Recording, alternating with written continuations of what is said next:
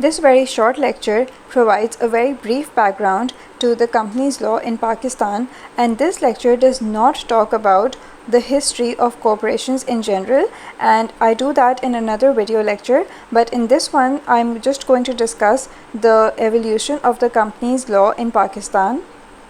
That is the gradual development of the laws, that is the legislation pertaining to companies in Pakistan. So post-partition, that is once Pakistan came into being in 1947, at that time the current companies law that was in force by the Britishers, that is the law that was in force in British India, was the Companies Act 1913. And Pakistan adopted this law, that is the Companies Act 1913, and this law continued to remain in force, that is it remained in operation until the new companies law, that is the Companies Ordinance 1984.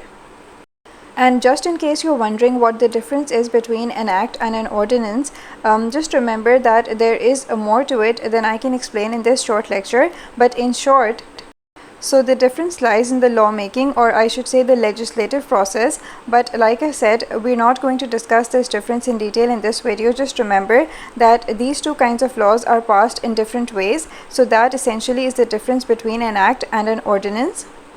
Okay, so for the next 3 decades, that is once the Companies Ordinance 1984 was passed, after that the corporate sector in Pakistan continued to be regulated by this ordinance for over 3 decades, and since then obviously there has been a lot of change in the business environment, and because of the challenges that the business environment, that is the new business environment, posed to the earlier Companies Ordinance 1984, which was felt to be rather outdated in light of all the technological advances, especially due to globalization in particular.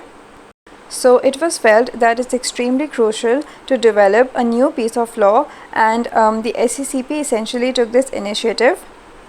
And after extensive deliberations and debates with all the various stakeholders, first of all the Companies Ordinance 2016 was passed. And then later on, the Companies Act 2017, which we now follow as the current law, was passed on May 30, 2017.